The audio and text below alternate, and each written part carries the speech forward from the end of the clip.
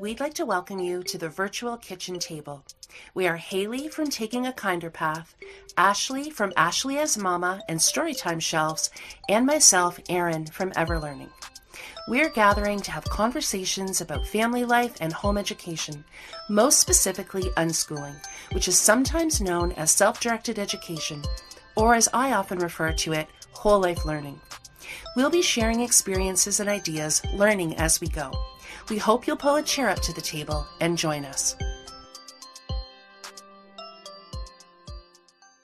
Welcome back to the virtual kitchen table. It is Erin here today, and I'm missing both Ashley and Haley. They have other things happening today, but I was really thankful that April from Modern Homeschoolers and Anne from Oh By the By are both able to connect with me today. And so we are going to chat about whole life learning and curiosity and connection, and we'll kind of see where it goes. If you've listened to this podcast before, you know it's pretty organic. We kind of go where we go.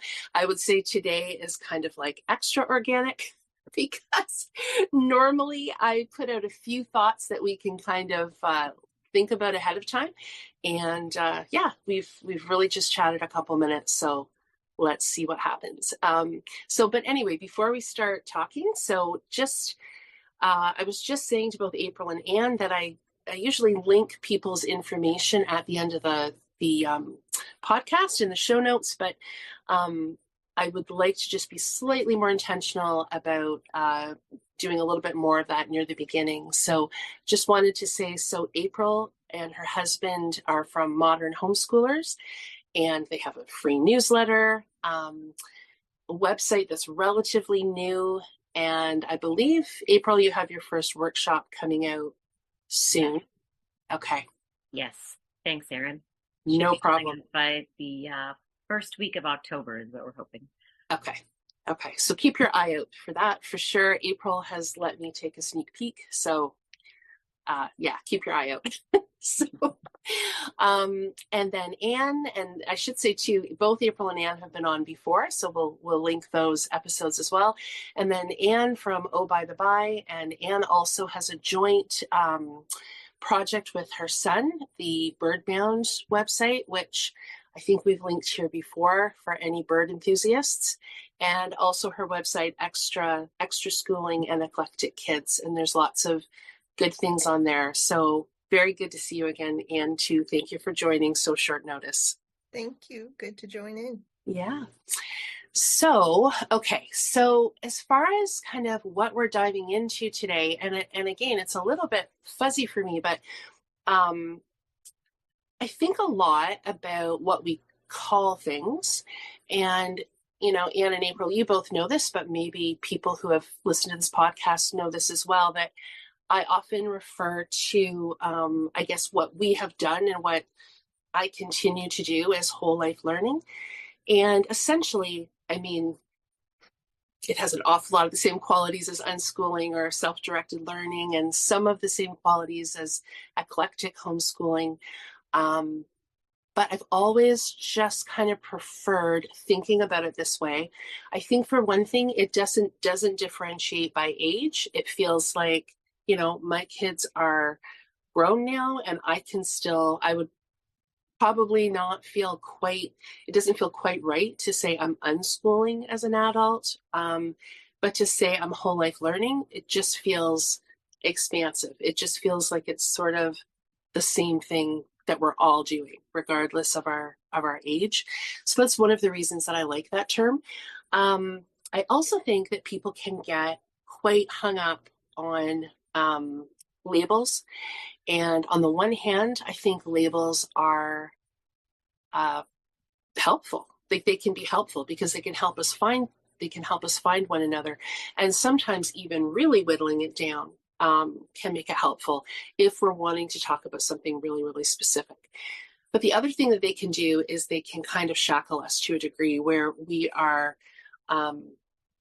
more focused on, I guess, the rules or the principles and kind of on like what everybody else is doing in that quote category than just kind of on the daily living and learning that we're doing with our own family. So for me, I think whole life learning, it's not, it doesn't capture everything, but it's just the feel, it's what our life feels like, I guess. So anyway, I got thinking about this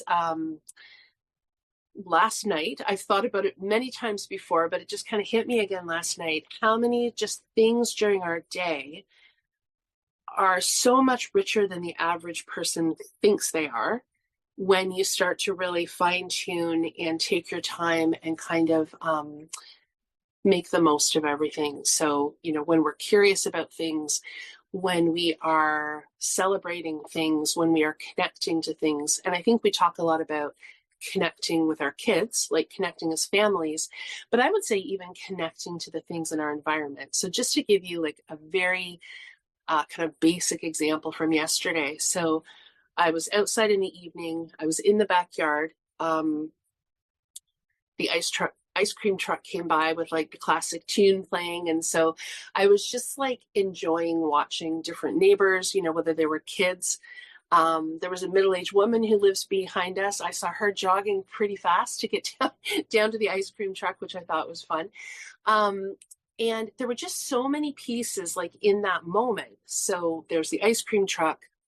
Neighbors are doing various things. Bees are gathering nectar on various flowers that are still blooming this time of year. Right now, we're kind of getting into mid to late September. My husband planted very haphazardly a flower garden of his own for the third year in a row. And for the third year in a row, it's just really interesting. Like, it's just a very interesting thing to see somebody decide to do something in their own way. And it's quite beautiful, but it's also quite unique. And so I was kind of thinking about that. I came inside, I decided to go down to, we have kind of like a local, it's like a small grocery store, and just asked if anybody had any requests that they wanted, like any treats or whatever. Went there, I got talking to the guy at the cash, who I believe either owns or manages the store. And so that has been a practice for me rather than necessarily jumping to a large grocery store. We still go to large grocery stores, but I like to support that business if I can. As I'm standing in line, he just asked me, what are you up to this weekend? And so I told him, and I asked him what he was up to. And I said, do you work all weekend? Because this was probably Friday night, close to 9 o'clock, I would say at this point. And he said, well, not here, but I work at a golf course on Saturday, Sunday. And I was like, wow, because I see him there at the store a lot too, right? And so I said to him, okay, well, that feels like a lot, but hopefully your weather's good for that. And I said, I guess they say a change is as good as a rest. And he said, yep. And we kind of laughed about whether that was true or not. Talked about a couple of other things, and I was on my way. And I was on my way with like some interesting, they always have kind of cool things in this store because I think they carry like overrides from different companies. So we'll sometimes get things that you wouldn't see in like a more conventional grocery store. So all of that said, I come home, and I was thinking to myself, when my kid, because this was just me, but when my kids were younger, there were so many things from like 7:30 when I was out in the backyard until like 9:30 when I got home that are actually really rich experiences. So on the outside, it just looks like we were in the backyard, we heard the ice cream truck, we went to the store, we got some snacks, we came home. Had they been with me, right? They're older now, but had they been with me? But then if you really kind of break some of those things down, and I think because I was, we were home educating for so many years, I think about things still through that lens. So like, even those interactions at the store, that saying, a change is as good as a rest, that's like that's something new for the kids. Like each time my kids would hear sayings like that, they would be curious about them. And each of those little things has multiple things that can jump out from them. So for example, that's, a figure of speech. So that's kind of interesting in and of itself from like a language perspective. But then there's always like a philosophical thing that comes from that. Like, is a change as good as a rest? Is it? How does that feel to you? How do we think that feels to that man? And then of course, if I wanted to, and I'm never one to feel like we need to insert a bunch of stuff, but if we wanted to, there's jumping off points, like there's political things that come out of that. There's philosophical things, there's spiritual things, there's just practical things. And so I got thinking about how often that's happened. Like at that same store, we were talking to another woman one time, and she made a comment about, I can't remember. I think it had to do with the way they were advertising. And she said something about like low hanging fruit in quotes. So not literally fruit, but that saying low hanging fruit. And I remember my daughter asking what she meant by that. And so, then we kind of had a conversation about that on the way home. So anyway, it just hits me, even bringing those snacks home, which not very many of the things I brought home had we had before. So even looking at where things are from, there's so many things geographically, even when we look at our food, where things come from, even if it's local stuff, that's interesting, right? So it struck me again how much richness there is just literally in our very daily interactions that the average person just might not even take time to talk to the guy, right? Who's at the cash. Anyway, I don't know if any of that resonates, but I feel like I've been talking a long time here, but I just kind of wanted to give a little bit of a preface about the stuff that's been on my mind lately, because it is discouraging to me sometimes to see people thinking that learning has to be so much more difficult than it is, not just in terms of kids' capabilities, but in terms of how much stuff they think they have to have, or having to have certain stuff, or I don't know. There's so much in our like day-to-day interactions that I think is stimulating and connecting. So yeah, I'm just always trying to think of ways to break this down a little bit and simplify it for people. Makes sense. So when you first mentioned this topic, and the first thing that popped to mind was that I think, like I've said before when we've talked about the idea of unschooling or whatever, that the term that always comes to mind is freedom for me. And so along those same lines, the thought that came to mind on this is that in so many ways in life, one of the reasons why maybe we miss little opportunities is because it's a standard practice to label things as educational. And so if you label something as educational, then the other stuff is not. And so I think the whole life learning mind frame means you don't have that label anymore, which gives you then the freedom to let something be educational or not. And it doesn't have to be the standard thing that's educational, because it can be if something's just like, if it's labeled educational on the shelf in the store, it's, well, if I'm wanting to learn, I will go over there and I'm going to peruse that section. This other stuff over here is for eating or for toys or for this. It's not over here in the educational section, whereas I think this allows us to blur those lines in so many places and to be optional about it. Because like, I know there's places we've gone or books we've read or things we've done that could be labeled educational, but we don't necessarily view it as that in a moment. There may be times we do, like there's the one place we go to, the Forest Interpretive Center, we go to multiple times a year. Sometimes it really kind of is an educational trip. Sometimes it's not. Sometimes it's for fun. So it's not like we go, this is the educational thing, we need to approach it that way, and we need to be learning in this moment. But then maybe sometimes we walk in and we find something interesting in it, and we're like, ooh, we want to learn about this. So it's more like calling something educational becomes a choice then. It's like, in this moment, this thing right here is educational, and I do want to learn about it. Like, we've been doing the idioms thing the Mhm. turns of phrase, you know? So sometimes it just is. And then sometimes it's, well, that's interesting.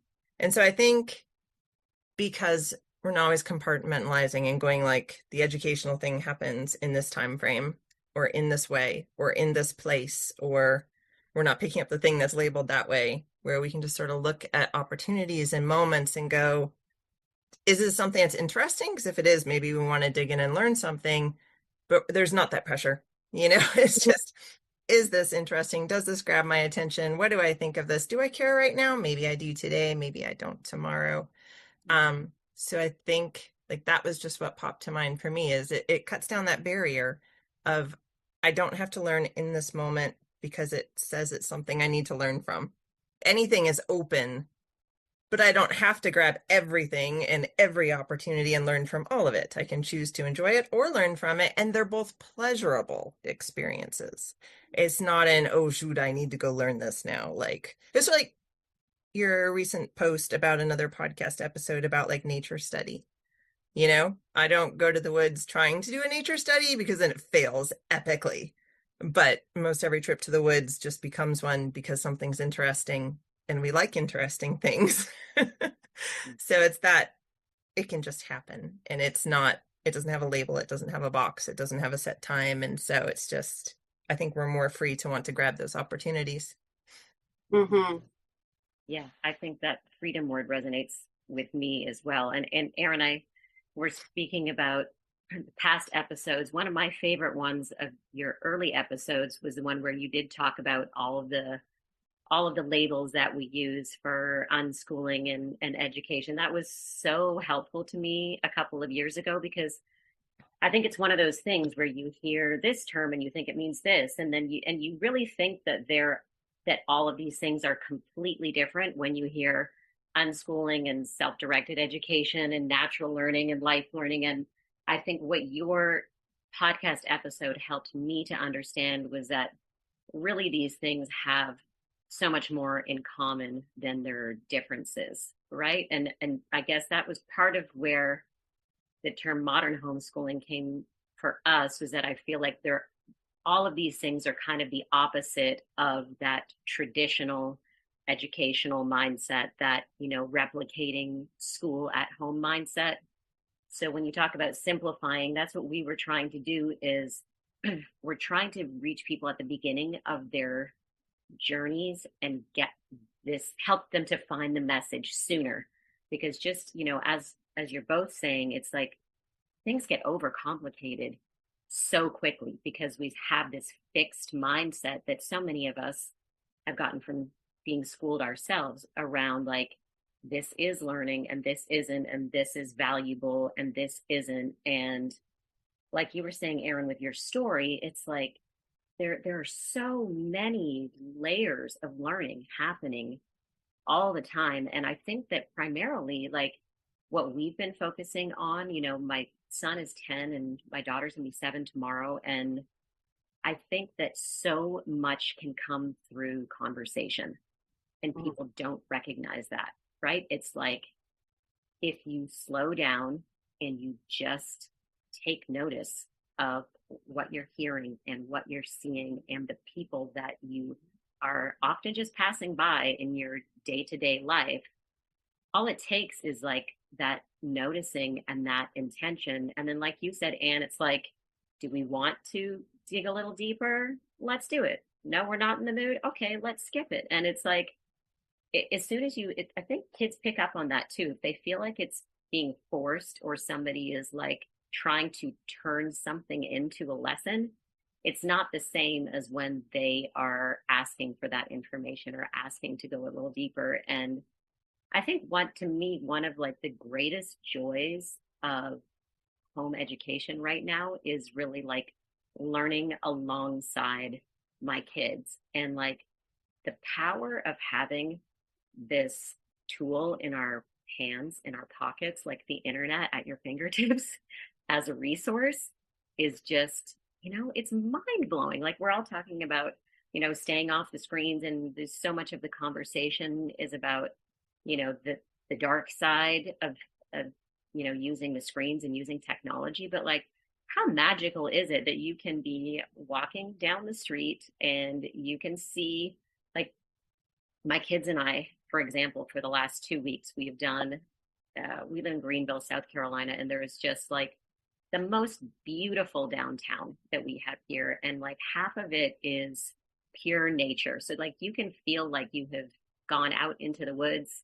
You can, see the waterfalls, and the kids can jump on the rocks. And I posted a ridiculous video of myself climbing across a fallen log yesterday because I don't think I've ever done that in my life. But the point is, we've done the same loop now 2 weeks in a row, and we spent about 2 hours just kind of meandering through and seeing what comes up and what we notice. But it's so fun to be able to, like, they'll see like a leaf or a tree they haven't noticed before, or a spider or whatever it is, and you just open up, Google, what do they call it? Not Google Image, but Google Lens. I thought you were going to say Seek. You just take a quick picture, and it tells you what it is. Mm-hmm. Right. And so, I'll open up my phone. We'll do that. Sometimes they're interested. Sometimes they're not. Sometimes I'm more interested than they are. And that's okay too. Right. But you can kind of go as deep as you want in that moment, or you never know if that might lead to the next question. But I think so much of it is just, right, it's about like slowing down and noticing and being intentional. But that conversation element, I think, is so underrated. Like, people think that if they just spend their days talking to their kids, that their kids are not learning. And in my experience, I feel like so far that's like 95% of what we have been learning over here. Maybe 90. Yeah. But it's, a really good portion of what we do every day is just talking about things. And I think there is so much that comes out of that. And, the relationship too, right? That's how, that's the foundation of so many of our relationships, is just opening up that channel for conversation. Well, I know Ashley has mentioned in past episodes the role of conversation, just both for connection and for learning new things, and just like deepening perspective. And typically I think she has been talking about it in the context of like parent-child conversation. But, as you're saying this, April, too, it makes me think about, and this might have been what you meant, it's also being able to take the time to hear to be able to have conversation with other people. So whether that is, somebody on the street, whether it's the librarian, whether it's the cashier, whether it's a sports coach. And I know, you've spoken in the past about going to different places where there might be like a nature guide of some kind, or an interpreter. And so probably in that situation, like moving beyond just kind of what they're presenting as far as their information or their program, but just some of those additional conversations that sometimes happen places when you stay a little bit later. Because that's what I've always found when we've gone to events or places, like sometimes there's opportunities after that you can get little tidbits that are actually more natural or a little bit more customized to what you or your kids are interested in than the public spiel or whatever. So I just think about like that. Yeah, April, like just the value of conversation, because not only are the kids receiving information, but they're getting perspective, and they're getting the opportunity to offer their perspective and to kind of see how that's received, and just kind of that back and forth that, a one-way form of learning just doesn't offer. So having that much time to just be able to have that back and forth. And something that you had said, and I'm glad, it sounds like what I said at the beginning must have made a little bit of sense to you both, because you're like what you each added really helped and kind of built on it. I can't remember what your wording was, but this idea, I guess, of like educational or non-educational. And I think sometimes about how, because there's a little bit of a joke in my family, like anywhere we're somewhere. And it's like, because I would often be like, guys, look at this. Look, oh my gosh, look over here. Look at this. And so they kind of do that back. Mom, look how low that plane's flying. And they kind of tease me about it. And that could be interpreted as, because again, one of you said kind of this schooled society that we have, or this kind of schoolish way of thinking, that could be interpreted, I think, as almost like trying to look for teachable moments, or trying to gather as much sort of learning stuff and kind of inadvertently sneaking it in, because I do think that some people do that and it can look similar. And I think I've gone through periods of time probably where I've done that for sure. But I think what we're talking about, and you had talked about, like, excuse me, you had talked about how sometimes you'll go to the same place and you're there for a completely different purpose. And that's fine too. Like so I think what we're talking about is really having that genuine curiosity. And so, let's just, to use being out, you've both used the idea of like a walk and nature and, different things like that. Just kind of genuinely narrating what we're noticing, rather than looking for, what are the teachable moments that I want to kind of feed to my child right now, or that I want to fill them up with. But I think externally that might look the same to people, but it feels different to the child. As you alluded to, April, that has such a different feeling to the child if the pattern is just being out and being curious together, rather than, oh, here's, I think mom's trying to sneak some facts into me because we're here or whatever. So it has such a different feel to it, but I don't know that people would recognize the difference if they haven't started looking through this lens. And as much as we're talking about simplifying, I don't know, it's curious to me, like, when I do get talking to people, how difficult this is for people to think in this way, to slow down, to care about, the saying or the idiom or whatever that the cashier mentioned. Like, people just aren't slowing down to that level. So I think it seems simple when we're talking about it, but I don't know. It's fascinating to me how hard it is actually for people to kind of come into more of this just like curious mindset. Yeah, and also we had a recent one that falls into that too, because I think sometimes we get caught in the adult world, which, like you're saying, it operates a lot faster. But also, if you get adults around, adults tend to talk to adults, we just sort of naturally do that. And so sometimes then we forget, I shouldn't say, it sounds wrong to say we forget the kids, but it's like, because so often it's just my son and I, so it's he and I talking. But then if there's an occasion, like the other day when I had to go to an appointment, my neighbor drove us. And so it wound up being me and her talking, or then it's me and the doctor talking. And so even for how much practice I have with that, I sort of forget myself, because then my son had said later, I wish it had been just us going, because so much stuff had gone straight over his head and he's not used to that. He's used to us being able to have those conversations because we're the same as April, where it's just everything pretty much we're at that 90-95% too, So it's like when that ability for conversation is not there, because kids can't necessarily fight their way into the middle of that adult conversation, or in some circumstances feel comfortable. Like, it's easy to just get caught up in the adult world and forget to include them in that same way that we otherwise would. So it's like, even I have to catch myself on that kind of thing of remembering to slow down. It's like, we're not always in a hurry. And sometimes when there's a bunch of adults around, we have to stop and go, and so, like, what are you missing in this? How can I include you? How can I bring you into the fold too? So some of those things can just be really easy slips that we can fall into and forget some of the more important moments to grab. Yeah, for sure. Yeah, I know. Sorry, go ahead, April. No, go ahead. No, I was just thinking, as you were saying that, I was picturing myself in that type of situation, because it's an interesting point that I wouldn't have thought about.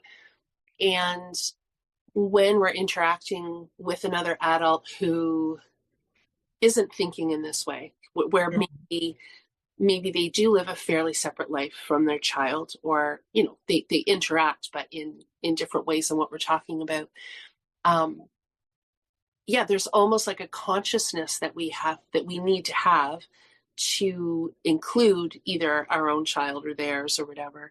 And I guess it just got me thinking about different times. And there is a little bit of a curiosity, like they're not expecting it sometimes. And sometimes the kids aren't expecting it either. Like, I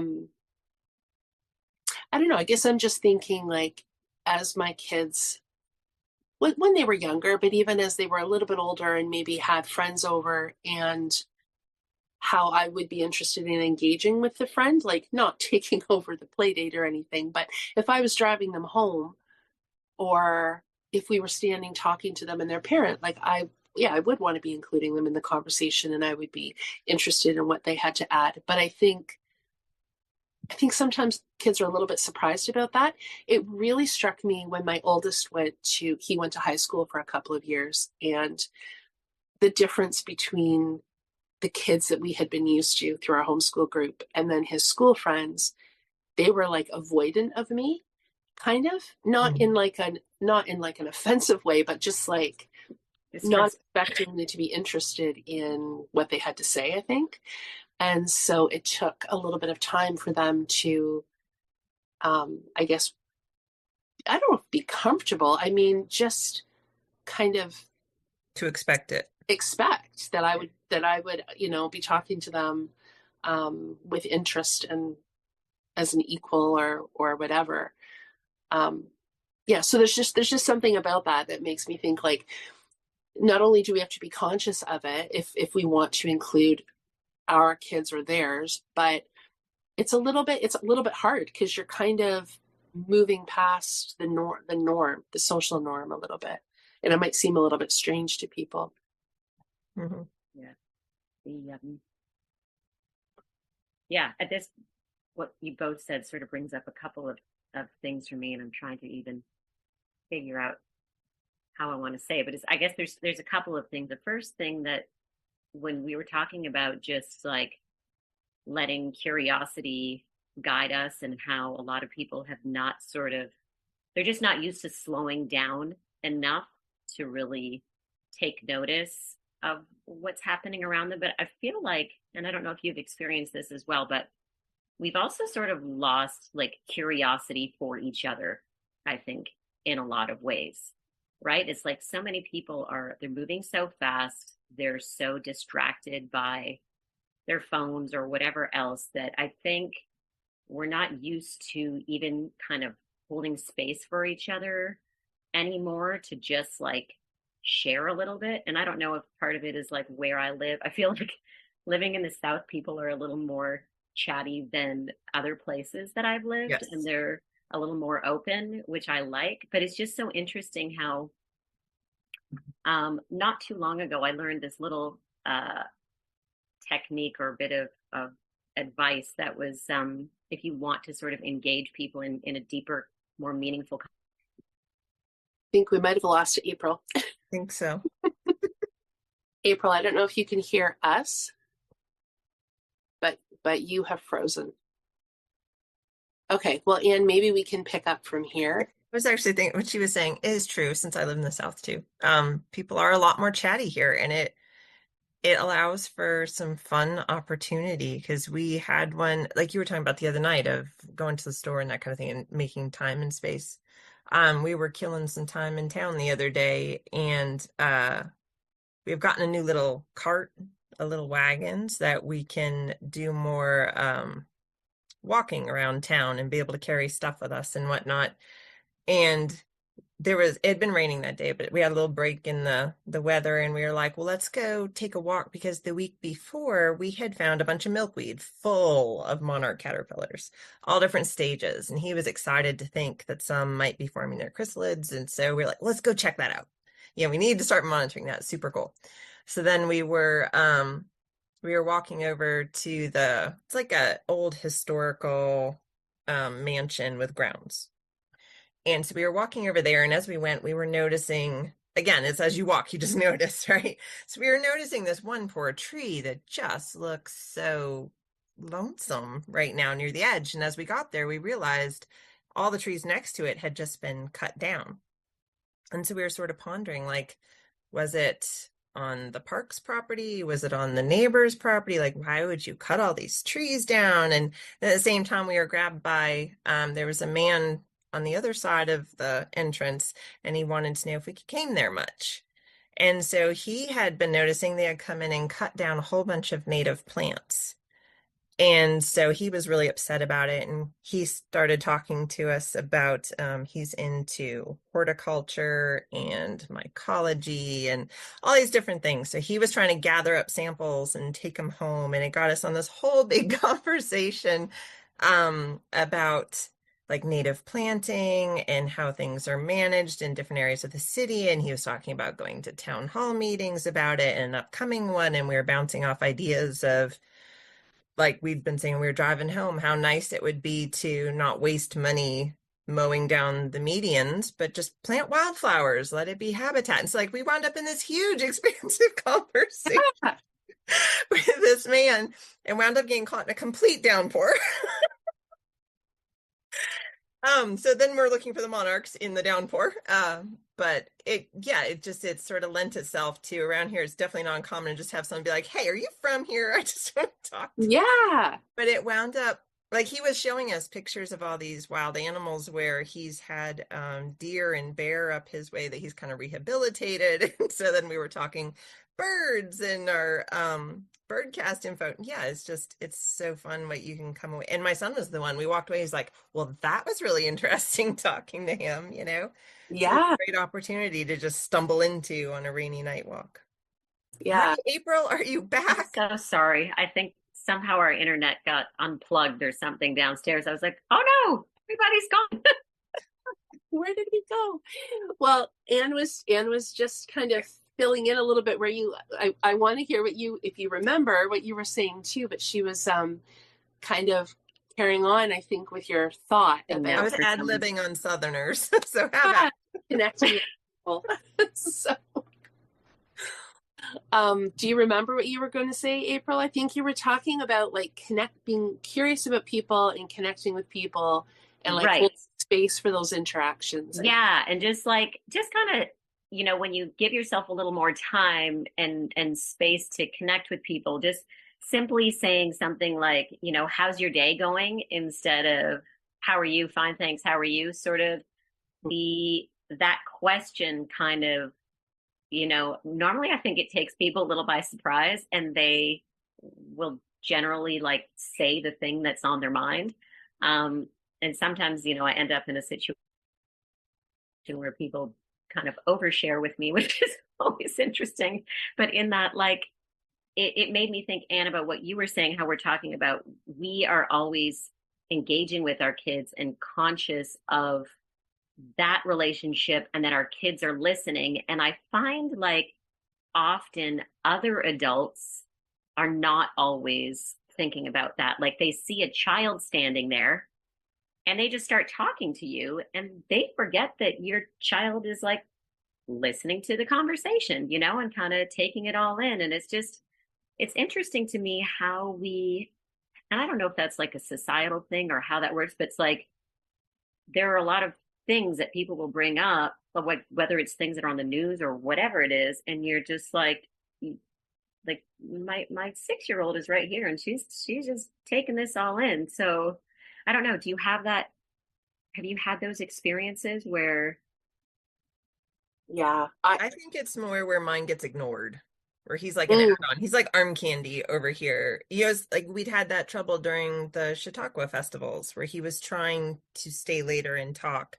And I think all the adults thought he was just a kid tagging along with an adult, and nobody would let him get a word in. He was just standing there, and I finally had to get somebody to intervene on his behalf. Yeah.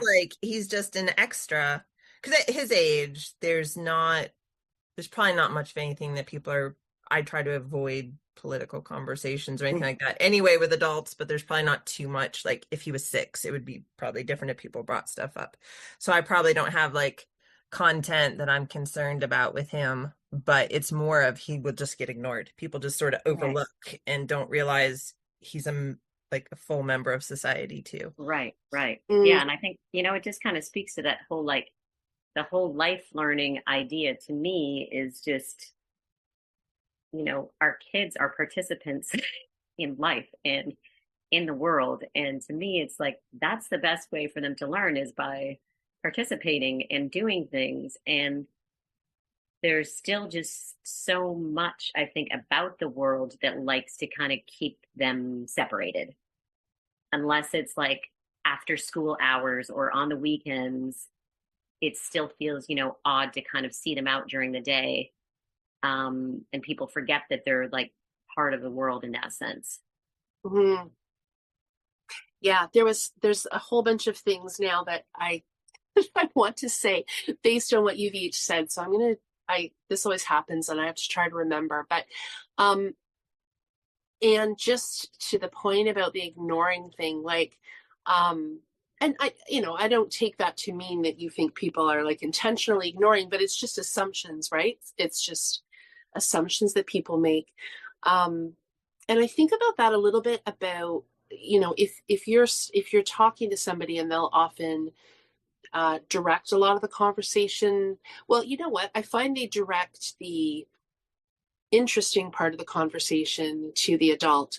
And then sometimes they interact with our kids in ways that our kids aren't even wanting, like asking too many questions or kind of silly, watered down questions, almost like a separate level of conversation than they would have with us. But I find that too with people, I spend a lot of time through work with people who have various disabilities, and people will often direct the conversation to me.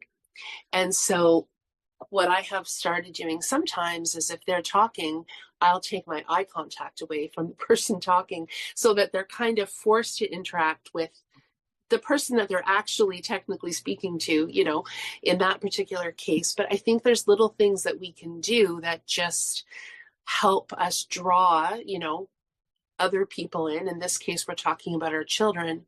But again, similar to what I was saying before, it's just not necessarily the norm for people. Like I'm thinking of your son being at those presentations, and I don't know, I bet you there aren't a lot of kids at them. But you and I have talked about this before, what a missed opportunity that might be. A lot of these programs that happen at, libraries or nature places or historical places, they're often packed if it's marketed as a kids event. But some of these things are interesting to any age, but it's just, we tend to still really segregate by age as far as, and I mean, I get that. If I was a public library, you probably have in your mandate that you need to offer a certain number of family programs or a certain number of youth programs or whatever. So I do understand that, but it's just a shame that we get stuck there and don't sometimes take advantage of some of those other things that would just be interesting to any age. I mean, maybe not little kids, but if it's something that your child has a potential interest in, it really doesn't matter whether it's marketed as like a kids program or not. And that's, I think over time, that's how our kids kind of develop a more mature style of learning. That they don't necessarily need to just have, because kids programming often has some gimmicks along with it too, right? Like, which is fine, prizes and, little giveaways at the end. And those things are like, it's not a big deal. And definitely my kids have enjoyed that at times, but there's something to be said for just being part of the life and learning that's already part of a community without needing to get the little toy at the end or whatever. And then, oh my goodness, April, what was I going to say when you were talking about, I think it was just the idea when you were talking about like our curiosity and our connection to people, and just how learning does not need to be divided into these like not just different school subjects, but subjects at all. And so much of the, I guess, connecting that we can do with people is showing that we care for other people and modeling that for our kids. And it can be relatively small, right? It can be just noticing somebody walking by and wondering how they're doing, or offering a little piece of help, or, you know, maybe you're walking by, or you're in your car and you notice something and you just, I don't know, you just display some degree of, I was going to say compassion, but sometimes it's just curiosity about another person, so that we're not kind of raising these kids that we're just all in our own zones and never looking out at what anybody else is doing. And I don't know if that kind of gets a little bit to what you were talking about. Yeah, no, it really does. Yeah, that awareness of other people. So if we're at a stoplight, if we're out on a nature trail, like, all it really takes is a sentence or two wondering about that other person, and it just really starts to model and build that habit of like care for other people, or even just little pockets of curiosity. And then you were talking about how people just not even noticing maybe that there's a child there as far as what they're talking about.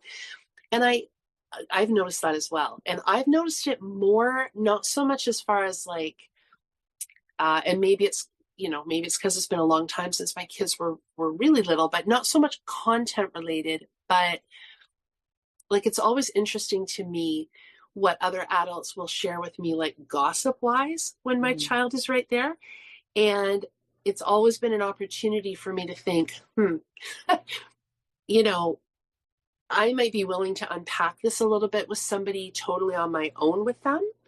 And, but really being in the middle of kind of like a gossipy story about somebody, or really being negative, super negative about somebody. Not that I wanted my kids to think that life was all, you know, perfectly rosy, but I think when we spend a lot of time with our child, maybe it modifies the way we speak in general. Like, I just tend not to engage in as much of that because I did have my kids a lot with me.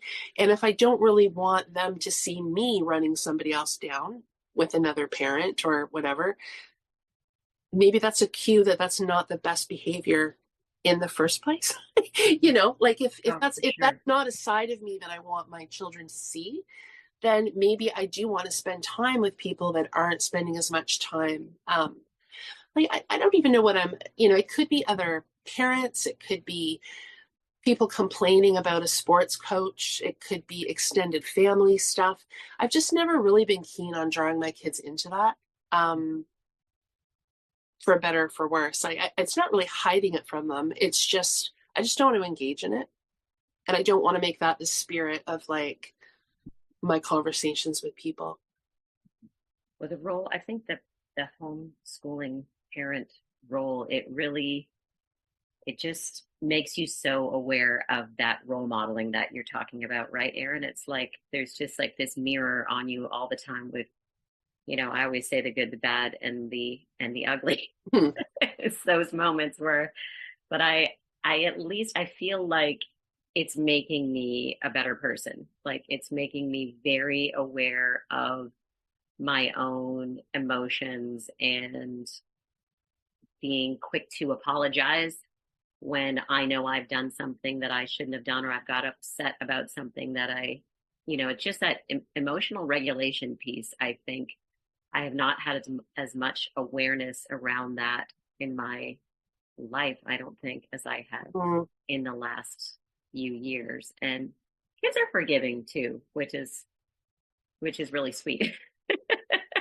But it's also, I just feel like, you know, they see us, we don't get a break from them. So it's like they are seeing us, right? 24 hours a day, 7 days a week, maybe not quite that much, but it's like they see all sides of our personalities and our humanness. And I think that's, you know, I think in some of my like hardest times with them when they were younger, when just, you know, going through all the things, it's like I'm really sorry, guys. I'm sorry I got upset. I'm sorry I yelled. I'm sorry, like, mommy's under a lot of stress right now, or I'm not getting enough sleep, and this isn't about you. This is my thing. And I feel like all of this stuff, when you talk about the layers of learning and the whole life learning, it's like, wow, like when I really think about it, like how much more valuable are those moments than so many other things that we call, quote unquote, education or learning moments. It's like those are the things that they're going to remember. And in the big picture, like there's so much value there that we don't recognize. Mm-hmm. Yeah, I was thinking about that too in terms of like when I was first thinking about your topic, and along with the idea of freedom, it's also that this can be very empowering. Like we talk about knowledge being power, and in life we tend to react badly to things we don't know about or that we fear or so many other things. And so our kids have opportunities to see that gamut, whether it's Oh yeah. interpersonal dynamics, how we all ebb and flow and have our moments. Mhm. And then also just within life, where like they learn so many things, ways to handle, or because in science, if we're going through a science curriculum, it's going to be something like learning what a hypothesis is and learning how to do the scientific method. And well, we can do that in like real time and in real life. Like where I was saying today, we seem to have some sort of leak. Well, then it's what's the hypothesis? Well, the hypothesis is mom probably should have cleaned the gutters years ago. Well, let's go test that hypothesis. Oh, you too, huh? It's like we get to actually do it. And so instead of if you got to a point where like, because you just hit these things, if you have a home, if you have a car, if you have something, things go wrong, and so if they're right there beside you, then it's going to be empowering for them when they're older of going, okay, something went wrong. How do I think about this? What are our steps? Can I fix it? Do I know how to find somebody to fix it? Like they've probably already been there, done that. Whereas a lot of this other stuff happens during school hours. Like the workers come out during school hours, so a lot of that can be missed by kids who don't get this kind of opportunity. And then also the idea of learning, well, how do we sort of sometimes maybe tiptoe around people who are having a bad day, and we all have our bad days, and how do I manage mine? And how do we come back and meet in the middle and learn to sort things out? Or then, when difficult life moments crop up where it's like now when we're talking about possibly having to move and whatnot, and we could roll that into like we got that cart I was talking about telling Aaron while you were off and gone, like we have this little rolly cart now of let's go walk errands around town. And so he became cart man. He learned how to put it together. He is the keeper of the cart. I almost never get to touch the cart, so I feel kind of bad if people see me walking around town and like we have this loaded down cart and this little kid pulling it, and then there's me. But I swear it's not me doing it, it's his choice. But like it can become a moment of, we took it grocery shopping. So there's the logistics of navigating the sidewalks and how do we get over bumps. And then, well, we can only shop so much to fill up the cart. And if they have Halloween pumpkins, what are we willing to give up in order to have room for a pumpkin in the wagon?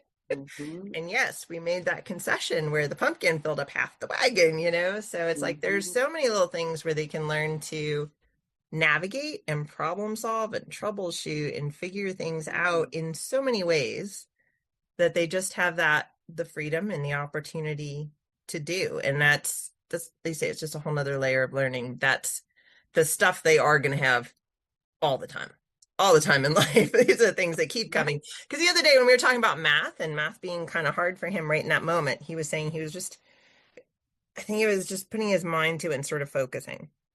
And I was like, well, don't get down on yourself, because quite frankly, right now, you probably have as much functional math as about any adult who does not work in the field of mathematics. He was like, seriously? And I said, yes. Like, you're kind of at that. So it's like, it's this other stuff. It's how to apply your knowledge. I was like, that's really where we're fine-tuning and where to work, and what we focus on is how do we apply our knowledge? Because you have a vast array of knowledge. It's just always practicing, how do we apply it? And so that's so much of the puzzle, is learning just how to get through each day and put the pieces together. Yeah, it's you with your leak, Anne, and I've had a leaky tire, leaky tire on my car this week that I thought was patched up, but no, it is not. So, but you think about something like that, and that's even decision making, right? About how much to drive it until I can get it looked at more clearly. Does it need a whole new tire? Just all the things. And April, you were talking about how much our kids see of us and all the different varieties of us that they see, all the different faces that they see of us. And I do remember worrying about that. Maybe not worrying about it, but just like noticing it and wondering when my kids were little, because I thought about people I knew who maybe dropped their kids off at before school care, and then the child was in school, and then they picked them up from daycare at the end of the day. And just I think I've told this story before, that the community center where my kids are doing swimming lessons, was a child care center within the building. And so I would see 6:00 at night, people coming to pick their kids up, and I would think, and this was during the trenches of like the earlier, those really kind of exhausting earlier years. And I would think, I could be a really cheerful parent too if I was picking my kid up and, doing a bath, a story, and you're done. And I know it's not that simple. People have been working all day. They've probably been commuting, there's all sorts of other variables. But there is something about that idea of having been with the same person or people for how many hours that is both tiring but also connecting at the same time. I had done an Instagram post maybe a week or so ago, about how the more time we spend together, yes, they see all of our warts, they see all of those, what we might consider to be lesser parts of ourselves, but really they just are valid parts of ourselves. But also that the more time that we spend together, the more we develop shared context, we develop a shared rhythm, and it's actually easier to be together the more that we are together, which is why I think we see parents getting really stressed out about summer holidays and stuff like that, because they have to find now that shared context or that way to get through. Whereas for many of us, we have so many things that we probably want to build on that we're already doing with our kids. We're looking forward to doing something that's connected to something else that we did. But I do remember when they were younger, just thinking I would be a more energetic parent. I would be a more cheerful parent. So, I don't know. I think that, but again, that's not real life. I think real life is not that we don't need breaks sometimes. I don't want to suggest that we don't need to take care of ourselves and we don't need breaks. But overall, I think it is real life to be able to see the different sides of your parents and the different moods. And as you said, Anne, like the leak in the roof that would potentially, you might be looking at, well, he was in school during the day, but instead he actually gets to be part of the process. So it's a messier life, right? That's the word that comes to mind for me. It feels messier, but it's real. It's very real. Yeah. And those are such good skills, I think, for them to learn. And I had just put out, now that my kids are older too, I'm seeing this so much in ways I never imagined that I would. I think I kind of thought, well, I'll parent until this age and then I'll keep in contact with them. But I didn't think about how much learning I would still be doing and how much kind of thinking through of this type of thing that I would be doing. But I also put out an Instagram post the other day, and I can't remember what it was titled, things that things kids learn that can't be learned through a course or something like that. I really like that one. You saw it, April. Yeah. Mm-hmm. And it was a little bit after, when I looked back, I'm like, oh, this is a bit random. But I was just sort of putting things down that I noticed, kind of like skills that they had developed that you would never be able to pinpoint where they learned that. It's not something that you could pick up in a course or that you could even like tell your child to do. It's just kind of skills and knowledge that get developed over time. And I think when I look back at them, essentially they're kind of like soft skills, but they're so important, right? So it was everything from kind of navigating things in the workplace to relationships to like finances. But it's not like facts you learn, it's a way of being that you learn. And that, I think, is what's modeled for them so many more hours a day than if they were having to make their way through, classes or school curriculum with it. Mm-hmm. For sure. Yeah, I think. Yeah. Oh, sorry, Erin. No, I'm good. You're just making me think of. I was just listening to a few podcast episodes from Kelly at the 90-minute school day, and her kind of framework around that, and talking about how it's through conversations that our values get transferred to our kids. I think it's through conversations, and it's through exactly the same stuff that you're talking about, Anne, is like that, like real life things. That's what's going to stay with them, right? Those are the things that maybe that exact same scenario is not going to come up for them, but something similar is going to happen. Something else is going to break, or somebody's car is going to break down, or they're going to get to the grocery store and decide that they want to switch something up, still trying to fit it in their budget. It's like, it's all these things that are just, they're part of life, and how we handle them and how we handle ourselves in those moments, I think, is so powerful and so just under acknowledged. I don't know if that's the right way to describe it, but it's like nobody talks about that as learning. Nobody talks about that as being part of homeschool. And like you said, Anne, it's like, I think that's the heart of it, right? It's and so many of the kids that are not with their parents during the day, they miss all of that. And no one thinks that there's like a loss there with them not seeing those things. Mm-hmm. I've been trying to decide whether to share this story or not, but you've both sort of brought up things now that have, I was made super aware of all of this this past summer. I posted a little bit about it. I haven't really shared a lot of details, but we were driving from South Carolina to Canada to visit my parents this summer. It's about a 14-hour drive. We were about 5 hours into the drive on Interstate 77 North, going through we were just about to pass Princeton, West Virginia. And suddenly my husband was driving the car, and the lights kind of flashed on the dash, and within seconds the car was just dead on the freeway. And it was, just trying to talk about it now, it's a lot, but it was like probably the most terrifying experience of my life, especially, you've got your kids in the car.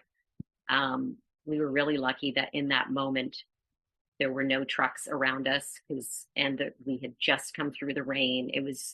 There was no pull-off lane, so there was nowhere to take the car.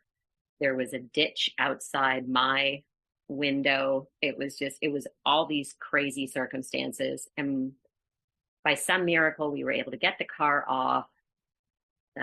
Mike had to put the car in neutral and just roll backwards to try to really get it out of the way of the trucks that were coming, because we weren't quite out of the lane when the car was dead. But it was so many things happening at once. It was the kids in the back seat.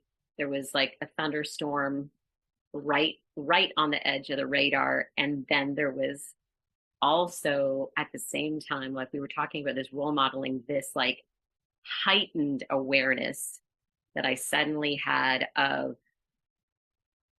okay, what do I want to model for my children in this moment? And it was heavy, right? It's all these things, but it's like when you can be in those moments and then sort of mindful enough to recognize that you're role modeling something at the same time. I think for me it was a bunch of different things. I think it was good because it got me out of that immediate emotional state. And then it was everything from, I think what I started to do was to verbalize out loud all the things that were happening so that they would understand all the things that I was thinking about in that moment without sort of oversharing because I didn't want to frighten them. And then sort of after everything happened and we were safely off of the highway, to be able to articulate kind of this is what was happening in the moment, and then also to talk about how we felt after it happened, and for Mike and I to say, okay, this is what, like, we have mommy and daddy have never experienced anything like that before. And if something like that were to happen again, we would do these things the same way, but next time we would do this differently and we would do this differently. And it's like, if I look back on our whole year, our whole homeschool experience, it's like, that was probably the one of the things that they will remember the most, and not because it was super scary. It was scary to them, but not, I think, as scary as it was for us. But I feel like all the layers of learning that came out of that, you can't, I don't know, I can't even articulate how for years to come, how we're going to refer back to that for so many different reasons. Yeah, I'm really glad. I appreciate you sharing that, April, because I think, when I think about this idea of like living and learning together and whole life learning, and so much of it is really about celebrating and curiosity and all these kinds of things. But to your point, I mean, we're living life together. So those are things that are going to happen. And it really is a lot to process. I mean, there are those kinds of things that are acute, urgent one-offs. And then there are sometimes things happening in our lives that are not as like imminently dangerous, but there's just this thread that we're having to kind of deal with over time, right? And so I think that I'm not sure if balance is quite the right word, but the processing that we are doing, like I love the way you described that kind of you had that moment where you so figuring that out, how to navigate that with our kids, how to be real, but not burden them unnecessarily, is actually something that I do think then ends up being helpful for us in turn as well, because it helps us name things and feel things, but it also helps us rise up and put things into perspective. So I love that you shared that, because all of those moments that, like, there's so many different pieces to that. And I think that I was thinking about this the other day, that when we think about parenting and homeschooling and this idea of like there's just so much conversation about learning to read. Will they be able to get up in the morning? Will they have friends? Will they be able to, get a job and hold down a job? The things that my kids are just my youngest just turned 20. The others are in their 20s. They haven't been adults for years and years and years. The things that they have already navigated are things I'm glad I never knew were actually going to happen. One of my kids has navigated a tremendous mental illness, and kind of moved through the other side of it. But, in the past 4 or 5 years, we've had friends their age with cancer. We've had a suicide. We've had, they have a friend who's a refugee, and there's been confusion with deportation. Like, my kids are actually dealing with stuff that I never thought, like, this wasn't, when I was thinking about homeschooling and parenting and my kids becoming adults, I wasn't picturing that stuff. Like, I really wasn't.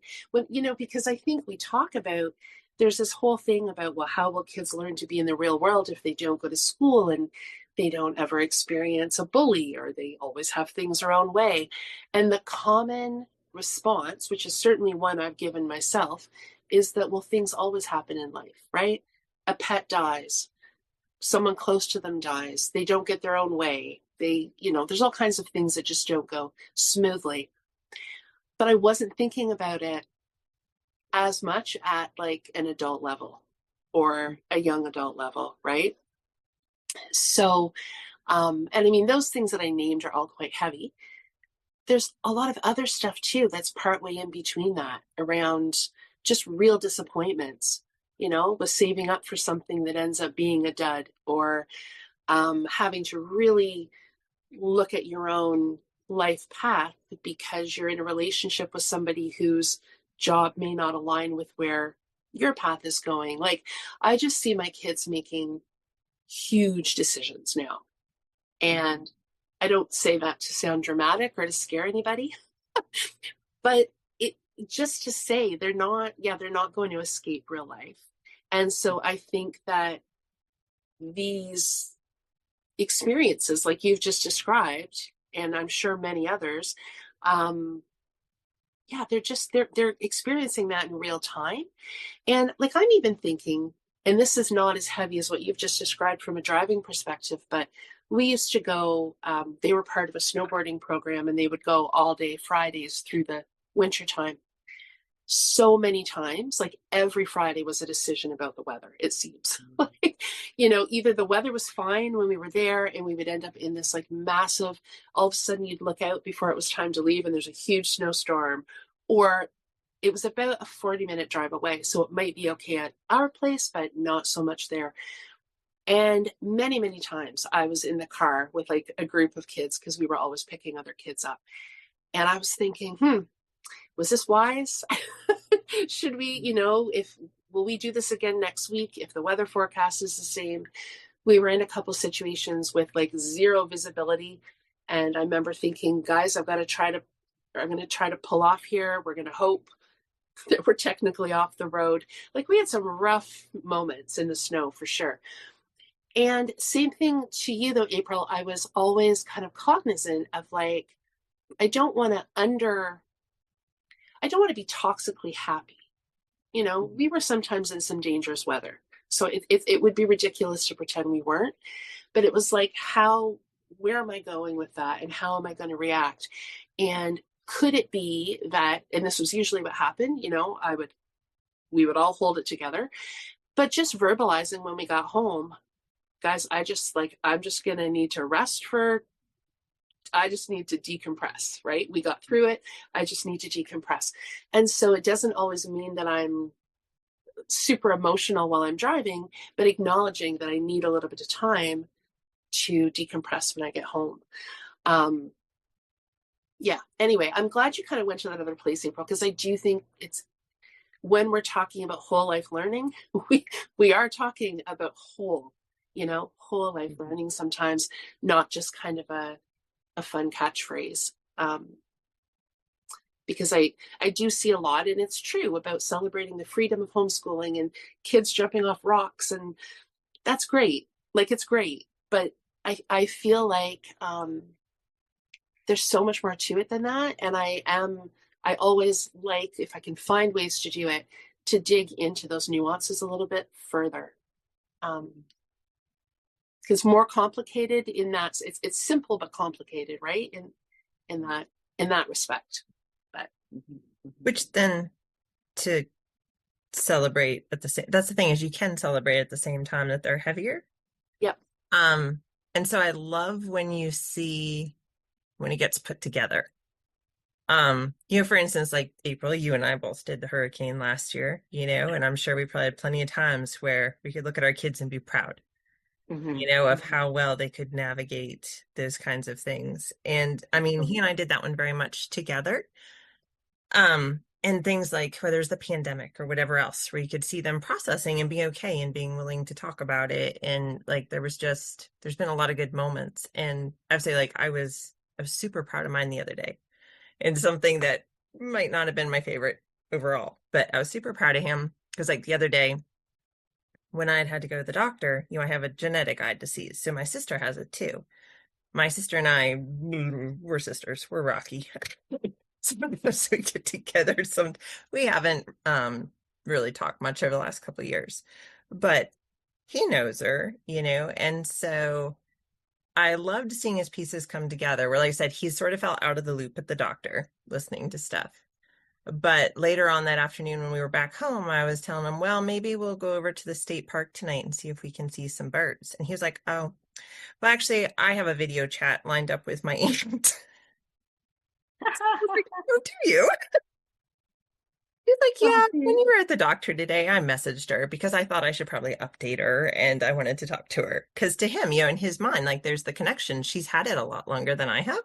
Right. And so that was his way of, like, touching base with something firm that was connected.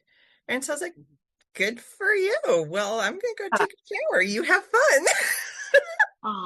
And so he wound up having like a 2-hour, I think, video chat with her, and he came off of it so happy and just bubbling over. And I told him, I was like, I'm so glad you found what made you happy, because, like, it was a bit of a heavy day before that, and I was like, I'm so glad you could make that connection, make that work for you, where you found the thing that you needed to do. So good for you. And not just that, but the fact it wasn't like it was some hidden thing. He was like, no, Mom, I got this planned.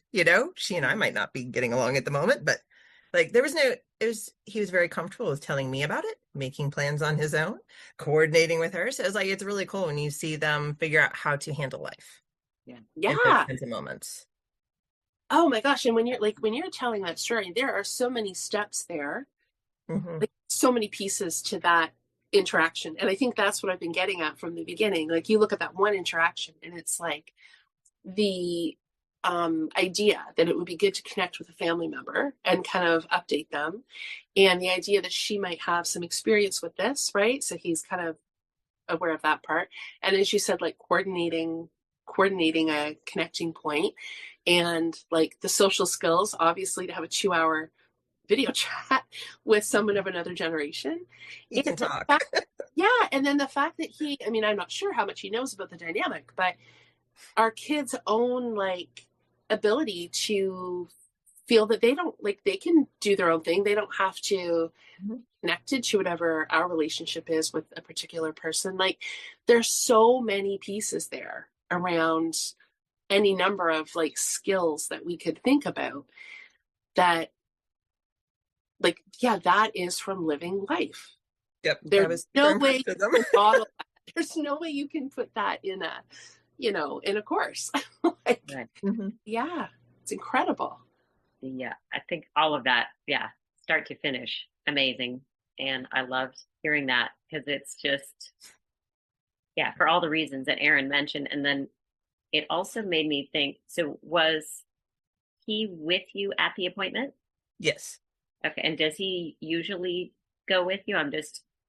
Yes. I mean, he's pretty much never away from me. So. Right. Yeah. But you know what? I feel like that is, like, so valuable as well. And it's something that I've been trying to be intentional about, where I can, is just, like, think about how often, or maybe this was just my experience, but like going to a certain kind of doctor for the first time or going to do a certain thing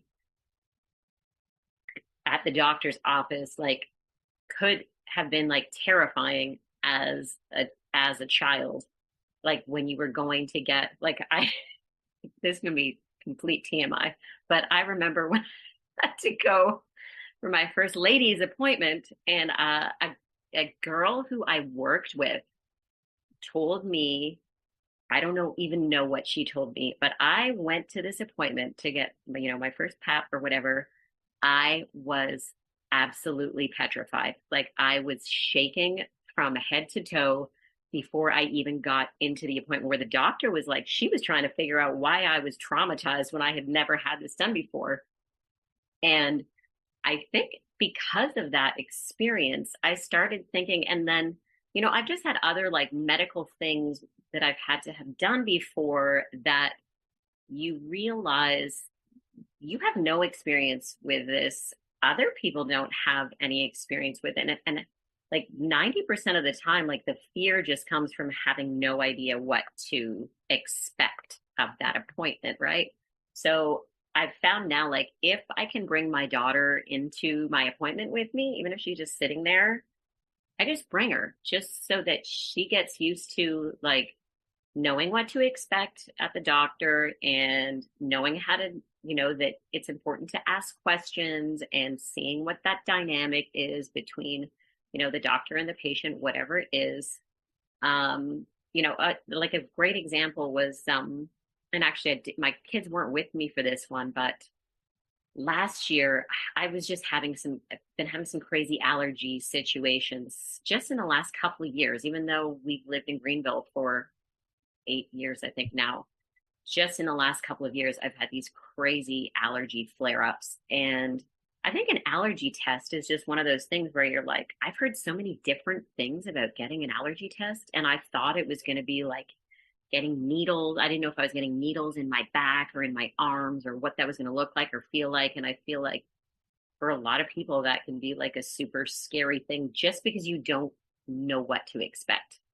And so when I went in to get it done, I was quite pleasantly surprised that it was not scary. It was like sort of like these scratches that they put up and down my forearms. And then you just kind of wait and see which ones had a reaction. But it was like, I just felt compelled to like film the whole thing. And I was like, so I was making a video and I'm like, so, you know, for anybody else who needs to get an allergy test, like, this is all it is. And like, it didn't hurt. And it's just so that if my kids ever have to experience that, because I think in the moment you know, it comes and it goes and you don't remember it. But it was like in that moment, I just wanted to capture that and be able to show that to them so that if they ever had to go and get it done, they would just know what to expect or have a better idea of what to expect. Yeah, for better or for worse, he is along for every appointment, right? everything. Yeah. The only thing he couldn't come along for, of course, was jury duty. And so with that, I scoured the internet for inside pictures of the courthouse. Right. And I found the video we had to watch on how to be a juror and all the things you had to go through. Like I found all the information I could. Yeah. So it's still like he knows what it's about. Yeah. Yeah. Like, so much value. So much value. To like either of those things, like the medical appointments, the allergy testing video, the jury duty, these things that people would not expect kids to, you know, would not expect kids to. It wouldn't be something that you would necessarily care about presenting to a kid. Or it makes me think this is a little bit different because my son wasn't right with me, but just I think it speaks to this. I think it speaks to having been part of these kinds of things. So the third day that the world was kind of locked down in the pandemic, so like March 14th of 2020, I thought I was doing a great thing. I went out for a hike. You know, this was the first day that they were suggesting like social distancing and all this kind of stuff. So anyway, I went for a walk. I ended up getting bitten by a dog. Long story short, I spent the afternoon in a, of course, you're trying to avoid being in close contact with people. And instead, I spent the afternoon in an urgent care clinic with a bunch of people coughing. Like it was a little bit ironic. But anyway, long story. The owner took off, and this had kind of happened in a forest. And I ended up having rabies, the rabies shots. And so anyway, so when I went for I think it was like a series of 3 or 4. So when I went for the first one, I had said, so I think my youngest son at that point, he had gotten like the first part of his license. He couldn't drive alone, but he could drive if somebody else was in the car.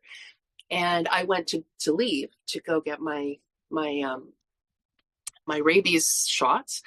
And he's like, oh, I better come with you. And I said, no, I think I'll be able to drive home. Like, I know it's not going to be a pleasant experience there, but I should be okay to drive home. And he's like, well, you never know. So I better come. So anyway, he rode along with me there, and then he just waited for me. And when I came back out, he drove home. And then as soon as I got home, he had like a table all set up with like water and tea and so I guess he put the kettle on for tea, but he had painkillers out. Like a blanket. So this kind of repeated, because I think I had to go 3 or 4 times. And each time, and he didn't make a big deal about it, but it was just like he made sure he was available to drive me home, and he had all the stuff set up for me, which I thought was just really sweet. But I thought, you know what, for I guess he would have been 17 at the time. I think he had just turned 17. I thought, you know what, for a 17-year-old to be just being so available, right? Mm-hmm. Getting everything set up, just that ability to kind of take care of somebody and think ahead a little bit. Mm-hmm. And I do think that comes from having had that experience yourself, or having witnessed it, or, whatever. You've obviously cared for him in the same way. Yeah, I think right? So. And modeled that for right? him. So he's seen that. And I mean, it's not that kids who are in school it's not that there's no opportunity for that to be modeled and witnessed. Of course there is. But I just think what we're probably saying is there's just this extra abundance of hours for them to get to do that daytime stuff with us. Because like you, April, and like you, Anne, as well, like appointments meant the kids were coming with me. And not just my appointments, like for us too, their siblings' appointments. So that skill of like learning to wait while other people, have their appointments, trying to figure out how to amuse yourself in the emergency department if something, of the hospital, if something happened. These are just the things. These are the things that happen during our days. Yeah. The other day we were talking about what moral support means. Right? Yeah. It's all these things. Like you and your kids were talking about that? Yeah. Okay. Yeah, I was just trying to explain to them what that means, and how kind it is if somebody's going through, a hard time. Maybe you don't know what to do about it, but just being there is so nice. And it's just kind of giving them the words for that thing that I think intuitively they figure that out. They know how it feels, right? But I feel like that was a big part of what your son was offering, which is so sweet. So sweet. It was very sweet. It was. So I'm just thinking, I know we're getting on in time here, but as far as closing out, I don't mean to put either of you on the spot, but if you have any thoughts about this, I'm picturing if somebody was listening to this, it sounds like our kids are always with us at appointments, and and all these different things are happening. Do you have any thoughts from a quote self-care perspective, or the idea that we often hear that we need bigger breaks from our kids, that we, women are often encouraged to, have their own life and pursue their own interests. And does that feel like it is a conflict at all with what we're talking about, which is really, really kind of doing life together? This came up kind of the other day, sort of accidentally. I'm trying to remember just what was the catalyst, but I've often told him, because he's, although it's not adhered to well, he does have and has always had a bedtime, simply because I always told him I need a little mama time. Like, he was always a light sleeper. In the mornings he'd be up, it's like that was my only time to be off duty for a couple hours and do things that were maybe my speed. And so I've always had that time. And somehow we got talking about it the other day. I can't remember what started it all, but he was sort of talking about, like me needing my time. And there was something funny about it. I can't remember, but there's something that where I suddenly realized, I was like, I pointed out to him, you do too. You need your time too. Because since I tend to stay up later and I've always had trouble sleeping, I am not the earliest riser. He likes to get up early. He actually enjoys setting an alarm. We had to do it for something at some point, and he thought it was a hoot, and he continues to do it. All the more power to him. So he gets up an hour or so before me. It depends, because now he's getting up before his alarm. So sometimes even like 2 hours before I'm getting up. And he loves that time to sit and read. And so we had a few days where I was just waking up early too. And I was getting up. And I started to get the feeling he was not enjoying this. He You also Kyle, Ian. like when I get up, he's sort of ready to, he's been up for an hour or two and it's like, let's go play a game and let's go do this and let's go do that. And I'm like, coffee, So then we're hitting him being up. And if I wake up early, for some reason, I can be quite perky. So it's like game time, blah, blah, blah. Let's do this. And he's like, ugh. And he just collapsed on the table. He's easing into the day. So I pointed out to him, I was like, we both like me time. Just yours is at the beginning of the day and mine's at the end of the day. So we kind of just, I was like, I don't think you like me in your time, do you? And he was like, no, not really. He wants to be able to read. And we also sort of have that mutual agreement a lot of times, and it's often unspoken. That can be like mid-afternoon where maybe we even did have stuff planned, but we'll kind of look at each other and be like, you want to just go do your own thing and I'll do mine? And we'll usually do that for a couple hours before coming back around to dinner time. So I would say it doesn't have to be mutually exclusive. It's that like, I'm okay with carving out my me time with him here. And he can carve out his time with me here. So sometimes just finding your space wherever you are. It doesn't necessarily mean I have to leave him somewhere and I need to go over here and do this thing. It's sort of, we kind of know that there's just moments where we're like, okay, I'm going over here now. You go over there. We're going to sort of recharge and maybe we'll meet up later on. It's in the same sort of mind frame as what I was saying at the beginning. With the education, it's like, doesn't have to be a set time, doesn't have to be a set place in a set way. It's like if you have that schedule, like if he went to school and if I worked a standard sort of job, it'd be like, here's our 2 hours. We must fill this time. We must do this then. And like, we just don't have that pressure. So much of this, whether it's the learning aspect or the self-care aspect or whatever else, I feel like you can kind of take that pressure off and kind of find that flow. Where like if I were to schedule in, here's my me time and I'm going to go over here and I need you with this person, I may very well squander that time. Or maybe I'd find myself wishing I was hanging with him instead. So it's sort of just finding your rhythms together and finding where you need to have some boundaries or where you need to have moments and that you can both have them. The kid might need them too. Maybe they don't know how to express that, but they well may need them too, where they just need to go hang and just go play and unwind in their own way too.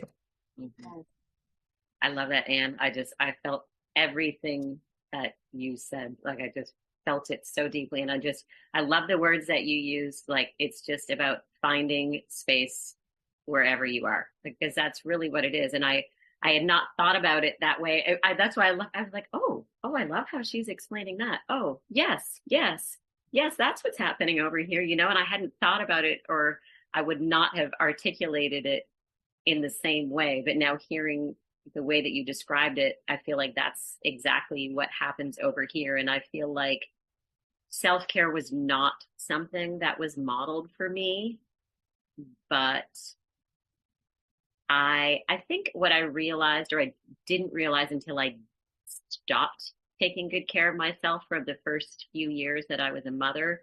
Like I was single for like, you know, 15 years before I met my husband. So all my time was my own. And I was sort of the self-care expert for many years without, even calling it self-care. It was just me hanging out with me, doing my thing and, navigating my own life, not anybody else's. And then suddenly, right, you're like, you're a mom. And I think the only mothering that had been modeled for me was like the martyr mother. And so I took that on in full force for several years until I feel like it was like just breaking me. And once I started to realize that that was what was going on, it was like, oh, wow, like, no, I am not sleeping. I am not eating properly. I am not exercising. I'm not getting fresh air. I'm not going for walks. I'm not learning new things. I'm not creating things. And it's like, no wonder I feel like crap. No wonder I am, running out of patience all the time. And it was like, so it was like, I feel like probably my son was maybe around 5-ish. It was sort of the beginnings of our like official homeschooling time. Maybe he was 5 or 6, and my daughter was still really young, 2 or 3. And as I started to become more aware of this and just like call it out, I think it's just like those words, like me time, like, every toddler is me time, right? Me. But it was like that resonated with her almost immediately. I think it wasn't even an intentional thing. I don't think that I was doing at the beginning, but I started using the words me time and she just picked up on it. And it was amazing to me to hear her kind of use that with me. Like, as I would be like, yeah, mommy just, mommy's going to go for a walk. I just need, and she'd be like, me time. You need some me time. And I'm like, yes, mommy needs me time. And it was like, she just got it. And I love that now so much because I don't even have to say it now. She will just like sense it. And like you said, Anne, as well, like she needs it too. And like, it's funny. She's about, she's going to be 7 tomorrow. And I just have seen this transformation in her over the last year, this like 6 to 7 year old. She's just like looking for some independence and trying to figure out how to get it. And also just like picking up on some of the things that I do that she sees me doing in my me time that she will start to do in her own me time. And I shared this example in our newsletter last week because it was so cute to just see it evolve on its own. But it's like, Mike and I are, sitting at the kitchen table as we often do. We're doing work and the kids are kind of buzzing around us doing different things. And she has heard me say now over the last couple of years that like, I'm going to go for a walk. I'm going to listen to a podcast. She knows podcasts are a thing that she had never really listened to them before. I think we had tried to introduce them to our kids a little bit in the car, and they were just so used to listening to their own music and talking in the car that it didn't sort of take off in that setting. But it was like the other day she was wanting to color in the sunroom, and she's like, Mommy, do you think I could listen to a podcast while I'm coloring? I'm like, that's a great idea. Let's see what we can find for you. And it was like she was there in her own room. She had the Zen coloring book. She was listening to the Who Smarted podcast and just doing her thing. And like, you could tell, like in that moment, I was like, wow, I can picture her as like a 15-year-old or a 25-year-old. Or like, it was just like, she is learning how to do life, her way. And it just made me so happy. And I think like relieved also on some level, like, this girl knows how to take care of herself and meet her own needs, and like how, like what a blessing it is to witness that. Mm-hmm. Mm-hmm. So I guess, and that's kind of interesting because it's like what you're both describing is your kids' ability to care for themselves and be self-aware based on it being modeled, maybe not directly, but it's just kind of part of your day, right? And part of your life. So it's almost, in a way, it's kind of like debunks what I was saying or asking, which is like, does this sound like a lifestyle where there's no space? There's not, I was picturing it sounding like we're with our kids all the time and there's no space, to take care of yourself. But actually, you've both been able to weave it in. I feel like my process with this has not been as smooth, to be honest with you. But I'm going to reflect a little bit about that. And I think a lot of it has to do with, well, I think some of it's just mathematical. I think it's combining paid work with homeschooling for kids has some challenges to it. And so I think I did grapple a little bit more. When I hear you each describe it, it sounds like it came more, a little bit more organically. But I think the piece that did work really well for us is that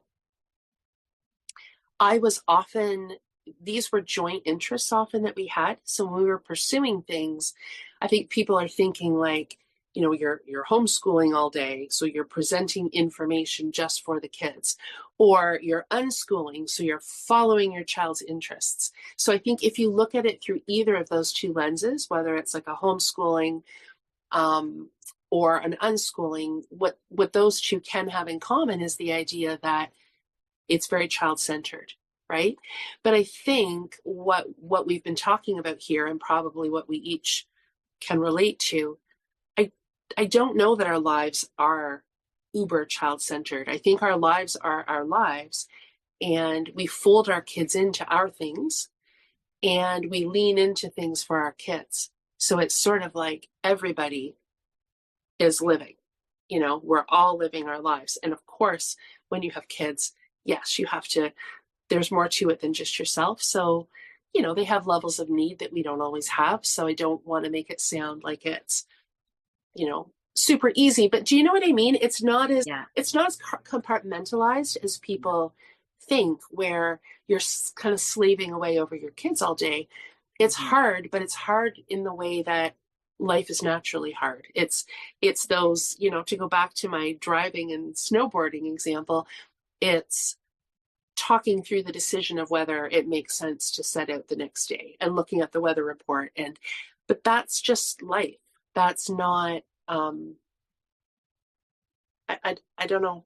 I kind of lost my train there, but it just kind of all weaves together rather than being so separate. Yeah. And I think, Erin, it probably has a lot to do with the age of your kids as well, right? I feel like when they are very young, for those first 3 or 4 years, I feel like carving out the self-care is probably more necessary. I feel like it's not as easy to just grab some time to yourself. But then I think it's easy to fall out of taking care of yourself and have to be conscious about bringing it back in. And I think maybe because for Anne and I, our kids are, the same age as well. It's like it's just sort of naturally evolved, right? Like it's just part of our lives. Yeah. I don't know. Would you say it was harder for you, Anne, when he was younger? I would say when he was younger, I didn't want to. I sort of found it became a natural part of me wanting to later. When he was young, I was enthralled. And yeah. Same, and I mean, I, as I've said before on some of these, I'm lucky that I've got one. And I also don't have to balance spouse and stuff. Well, when he was very little, I did. But, I've had a lot of time where I could really just, enjoy them as sort of the center of my universe. And I adored the toddler years. I mean, give me a 2-year-old any day. They're just my favorite. I love Yeah.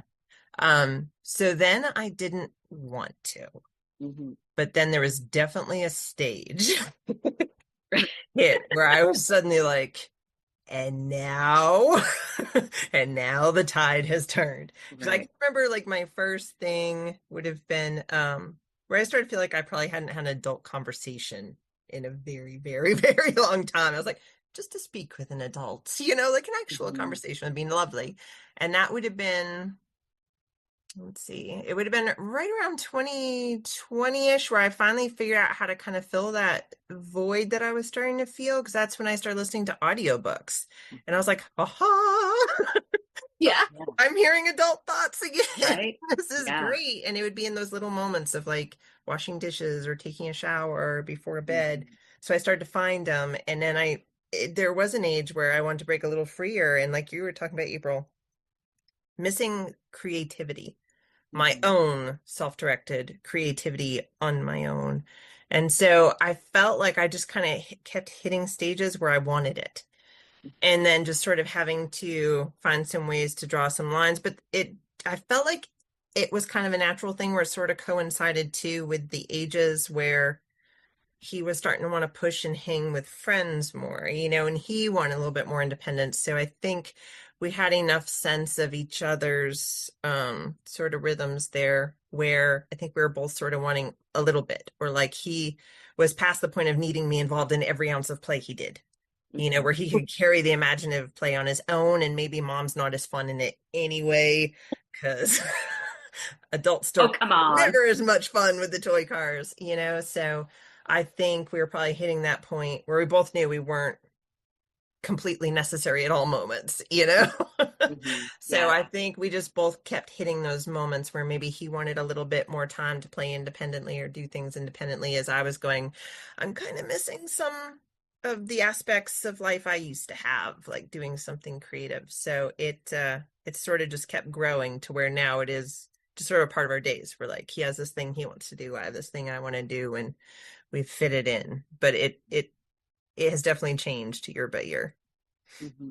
Yeah, I can relate to that. I wouldn't have thought of it that way, Anne, but I think I would say the same thing. I also love the toddler years, those toddler kind of quote preschool, like 2 to 5.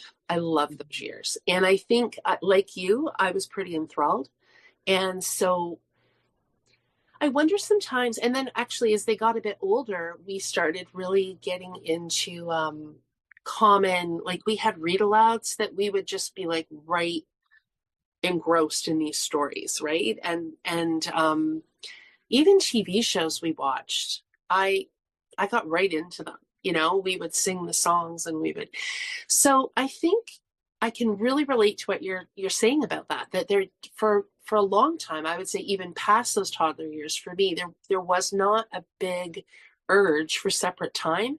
And part of that is because I think child development and family is an actual interest of mine. Like it's like an actual hobby or interest that I was getting to kind of live out in real time.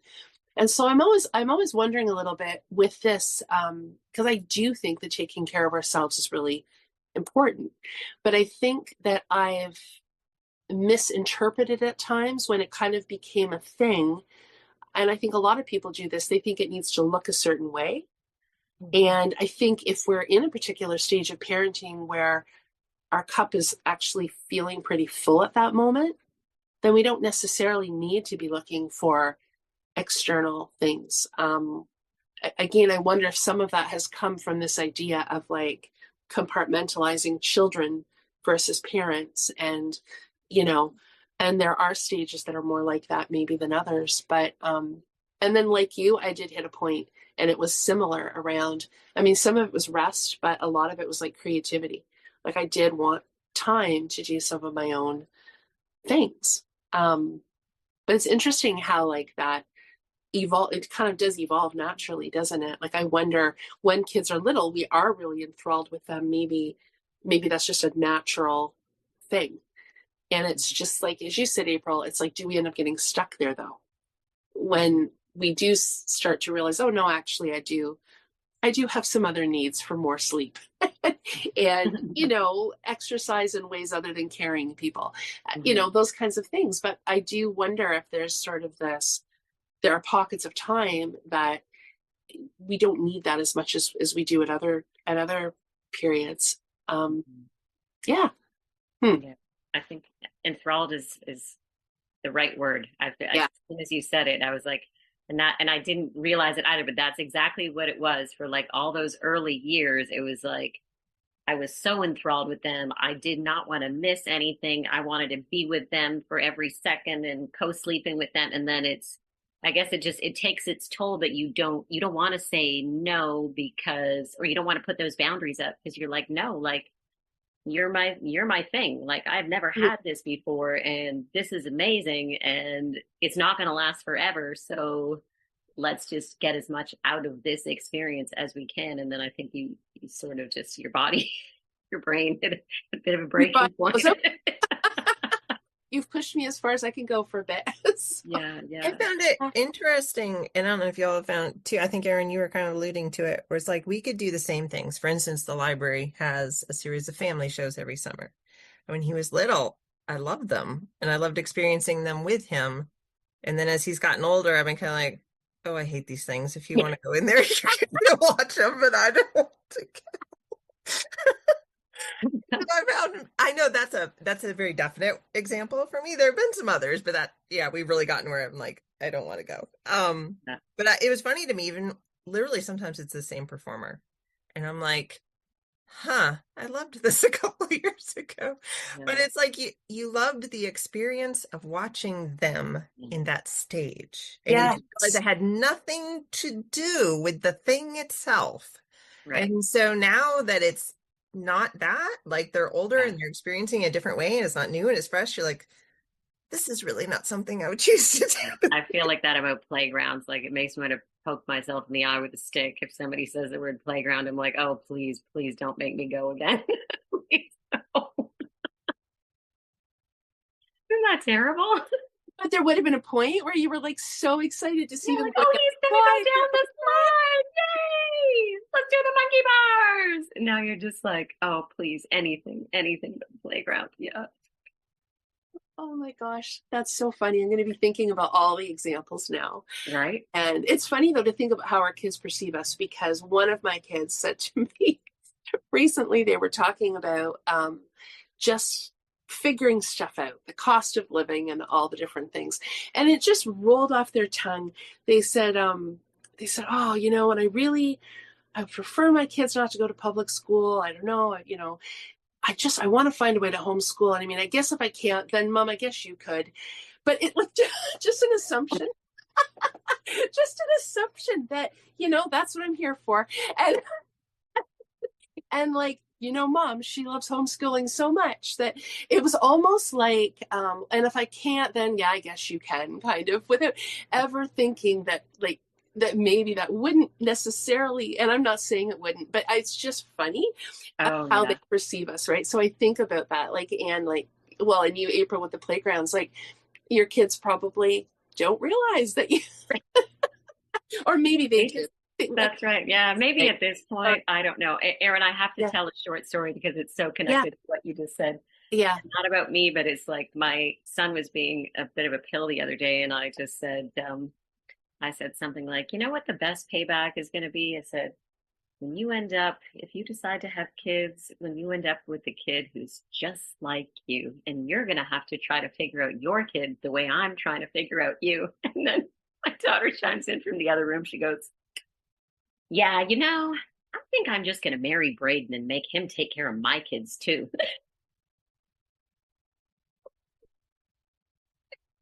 So funny that right, just like the way that they think, or just that like whole innocence thing. And oh gosh, she was just like, yeah, he should have to take care of everyone's kids for the torture that he puts you through, Mom. That's right. He will be working through that the rest of his life. Oh my goodness. Well, this was good. Thank you for being available short notice like this. This was This was fun. Thank you. Lots of fun. Thank you. I missed this. Yeah. We haven't, I can't remember. Were you guys both on for the We're on science. science?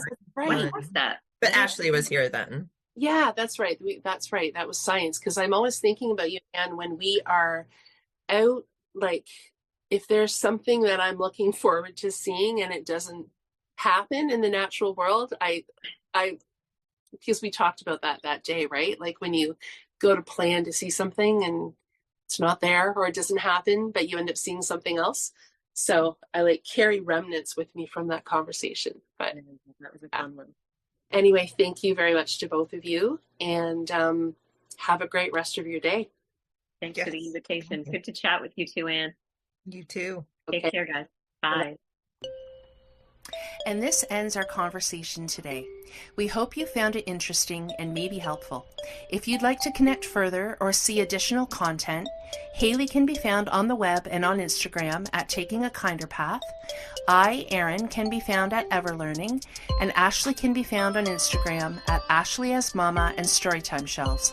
We'd be very grateful if you'd share this conversation with anyone you think might appreciate it. Thank you for your time today.